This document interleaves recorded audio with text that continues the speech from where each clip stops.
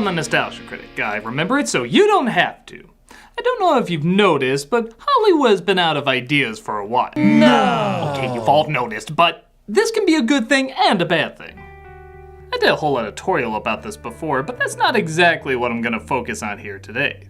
Today I'm gonna focus on a subject matter that, for the most part, has still been making a fair amount of money: the remake.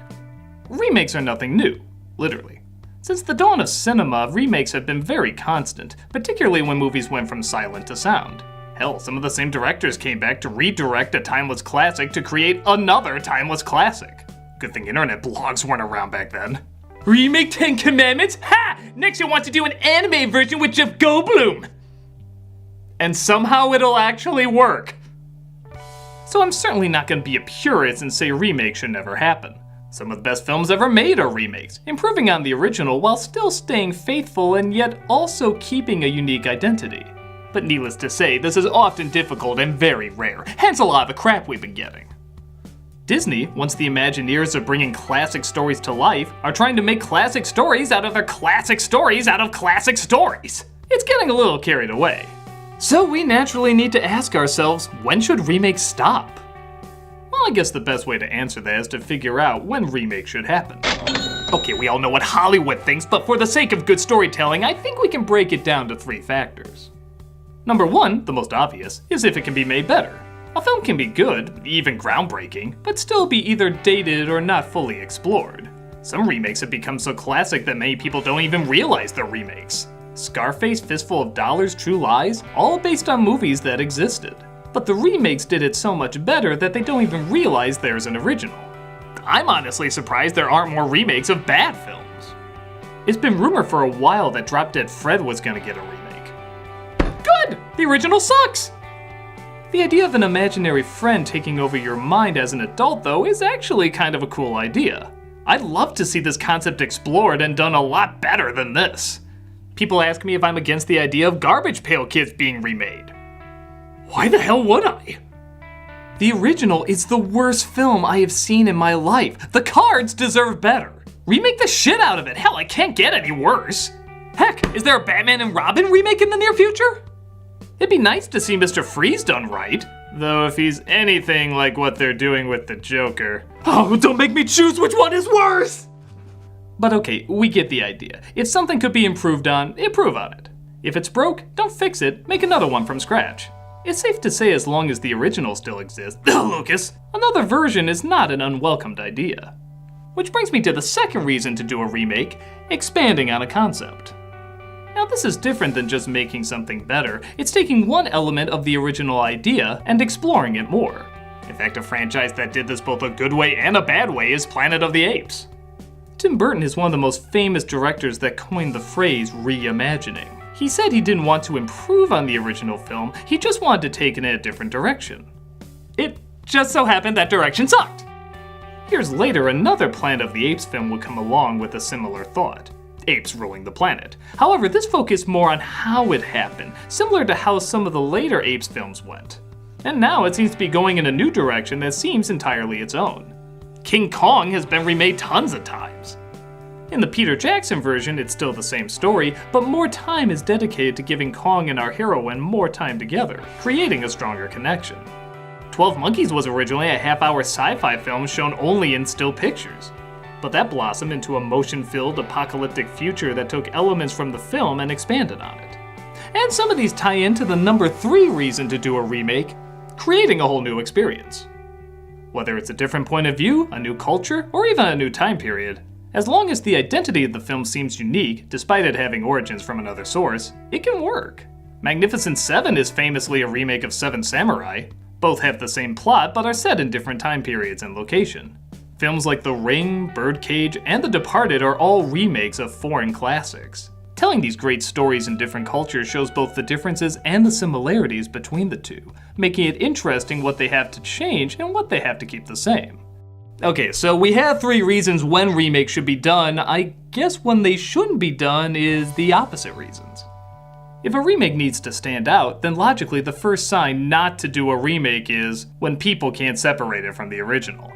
I get a feeling a lot of the Ghostbusters reboot controversy, yeah, I'm still putting controversy in quotes, is because the original was so unique and one of a kind that no one could separate it. If it was a sequel, it may have had a better shot, or even a spin-off. But when people hear the word reboot, it's like saying, now this is what you're gonna think of when you hear Ghostbusters. Even though everyone will clearly think of this first. A lot of Universal monster movies are trying to get remade, and despite most of them being based on classic works, it's hard to not think of Karloff as Frankenstein, or Lugosi as Dracula, or Chaney as the Wolfman. And according to American box office, neither can anyone else. Oddly enough, the ones that seem the most ridiculous, like The Mummy with Brendan Fraser, at least went in such a different direction that we can kind of say that was uniquely their own thing.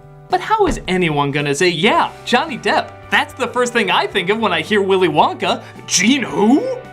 Some movies leave such an impact that it makes it harder to do a version that can survive on its own without constantly coming back to the original.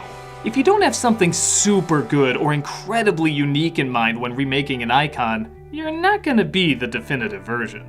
But it can also backfire the other way, like the number 2 reason not to do a remake. We just do the exact same thing. Beauty and the Beast had this bad. So many of the lines, visuals, and songs were all seen before and done better in the animated version. It was so unique and awe-inspiring when they first did it, so why would we want to see non-singers and non-expressive actors do the same thing? Gus Van Sant tried a very strange experiment with the movie Psycho, doing a shot-for-shot reenactment. That's literally doing the exact same thing, except now all the freshness is sucked out of it and we can notice the flaws even more. What would this accomplish? Rob Zombie's remake of Halloween at first looked like it was going to be something different, diving deeper into Mike Myers' childhood and devoting more time to him, but even that's done pretty generically, and when that's passed, it's just the same story of Halloween again, except with no real surprises. But what's even worse than doing the exact same thing is the number 3 reason not to do a remake: doing less. Ben-Hur is one of the biggest films to exist in every meaning of the word. The stunts, the story, the sets, it is the definition of epic. So the idea of seeing a CGI remake where so much less is obviously not there seems degrading. Nightmare on Elm Street is known for its creative depths and original ideas, but with the remake it's either repeated or scaled down. Even the makeup just looks like an unimaginative rehash. It's not different, it's not unique, it's just the same thing except so much less. It's a guy who controls dreams that's burned alive. You can do something cooler with this design. The original Wicker Man was a surreal and bizarre experience. And while the remake is certainly bizarre and entertaining in how bad the choices they made are, so much of the creative environment is lost, resulting in what most people can agree is a god-awful movie.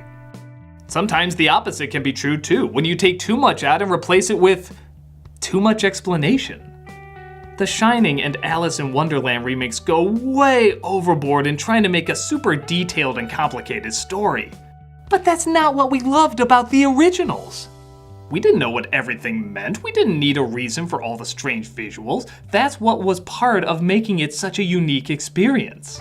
By trying to add more explanation, it took away the imagination.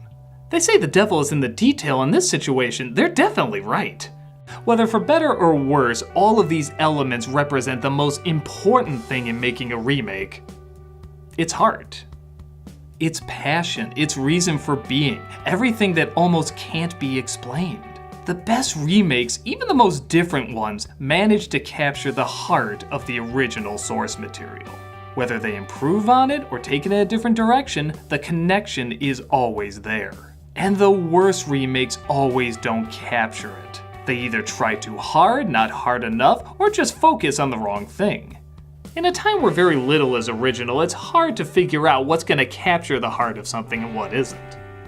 I never would have imagined an Evil Dead remake would be of any worth. Who the hell would have thought a musical of a B-movie would surprisingly work? What we do know is a lot more remakes are coming, whether we want them to or not. Some surprise us with how good they are, some surprise us with how bad they are, but the ones we'll remember the most surprisingly don't give us something old, they always give us something uniquely new. I'm the Nostalgia Critic, I remember it so you don't have to.